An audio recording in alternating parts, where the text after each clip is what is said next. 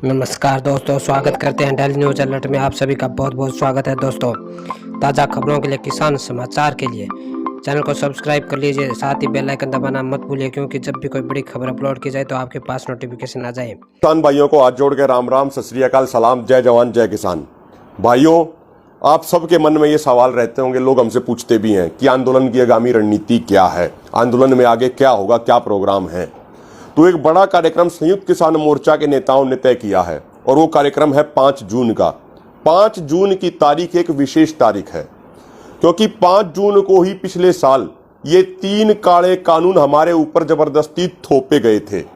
और 5 जून 1974 के दिन ही जेपी ने, जयप्रकाश नारायण ने संपूर्ण क्रांति का नारा दिया था।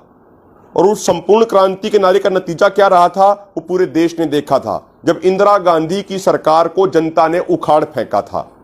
ये 3 काले कानून जो पिछले साल किसानों के ऊपर जबरदस्ती थोपे गए थे, उन कानूनों के खिलाफ और एमएसपी गारंटी कानून के लिए उसी समय से आंदोलन चल रहा है। और 26 नवंबर को लाखों किसान देश के दिल्ली के बॉर्डरों पे आके बैठ गए थे। तो अब दोबारा से आगामी 5 तारीख को संपूर्ण क्रांति का नारा दिया जाएगा।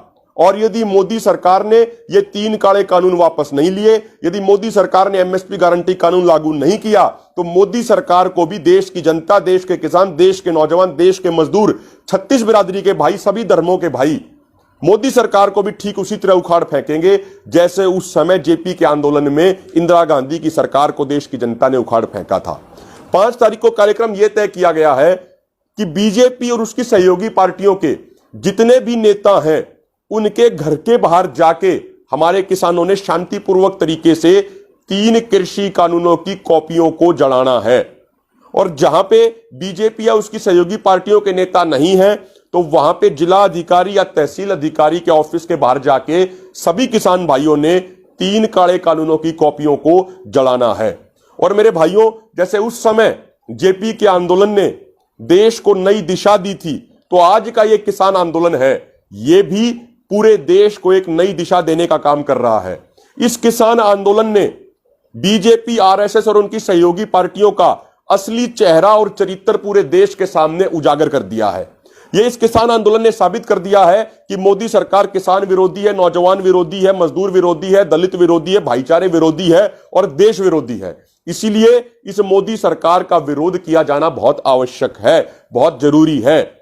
और बंगाल में देखा किस तरीके से किसानों ने पूरा बंगाल के इलेक्शन का नतीजा पलट दिया।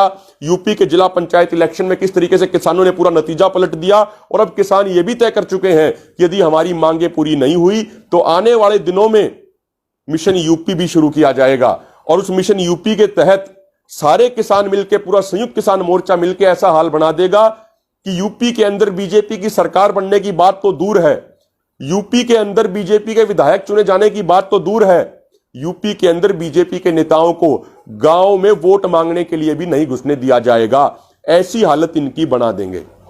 तो इसीलिए विशेष निवेदन है, आगामी 5 तारीख को बीजेपी और उसकी सहयोगी पार्टियों के नेताओं के घर के बाहर जाके 3 काले कृषि कानूनों की कॉपियों को जलाना है। साथियों, एक दूसरी बात जो हम आपसे करना चाहते हैं, अभी कल एक अखबार में, दैनिक जागरण अखबार में एक खबर छपी। उस खबर में हिसार के कमिश्नर ने यह दावा किया कि जो 24 तारीख को किसान प्रतिनिधियों के साथ उनकी बैठक हुई थी, उस बैठक में किसान प्रतिनिधियों ने यह कहा कि अब आगे से किसी भी नेता या कार्यक्रम का विरोध नहीं किया जाएगा। साथियों, हम आपको बताना चाहते हैं कि हम स्वयं उस मीटिंग में मौजूद थे। हिसार के कमिश्नर का यह दावा पूरे तरीके से झूठा है, फर्जी है। और प्रशासनिक अधिकारियों को ऐसी झूठी बातों और दावों से बचना चाहिए, क्योंकि ये सरकार आने जाने की चीज है। आज किसी की सरकार है, कल किसी और की होगी, परसों किसी और की होगी, लेकिन अधिकारी अधिकारी होता है। और अधिकारी की जिम्मेदारी किसी नेता या किसी मंत्री के कहे अनुसार करने की नहीं होती। एक अधिकारी की जिम्मेदारी होती है संविधान का, नियम का, कानून का पालन करना। उस दिन हमारी तरफ से ऐसी कोई भी बात नहीं हुई थी और हमने मीटिंग में भी हमारे सभी नेताओं ने स्पष्ट किया था। और आज भी हम दोबारा से जिम्मेदारी के साथ यह स्पष्ट कर देना चाहते हैं कि हरियाणा में, पंजाब में और कहीं भी जगह पे बीजेपी और उसकी सहयोगी पार्टियों के नेताओं का ठीक इसी तरीके से विरोध होगा, जोरदार विरोध होगा, जैसे आज तक होता आया है।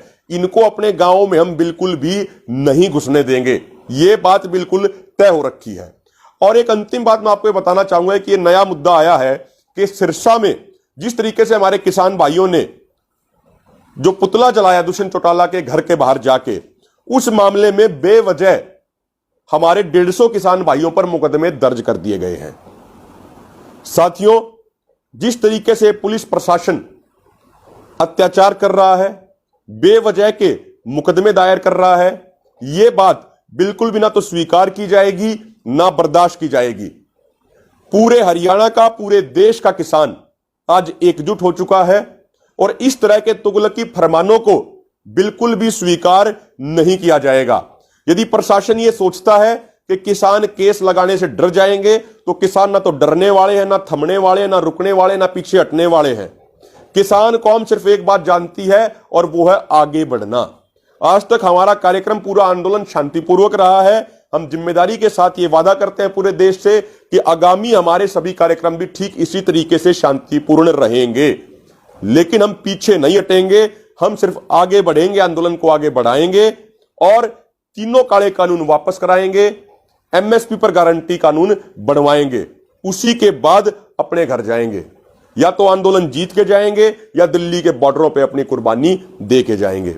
और मेरा अंत में यह विशेष निवेदन है भाइयों, ये किसान एकता मोर्चा जो पेज है, ये किसान आंदोलन का एक ऑफिशियल पेज है जिसको लोग वॉलंटियर के तौर पे इस पे अपनी ऊर्जा लगा के, अपनी पूरी एनर्जी लगा के चला रहे हैं, अपना समय दे रहे हैं। ये कोई राजनीतिक पार्टी की पेड आईटी सेल नहीं है जहां पे बहुत सारा पैसा मिलता है वहां के लोगों को।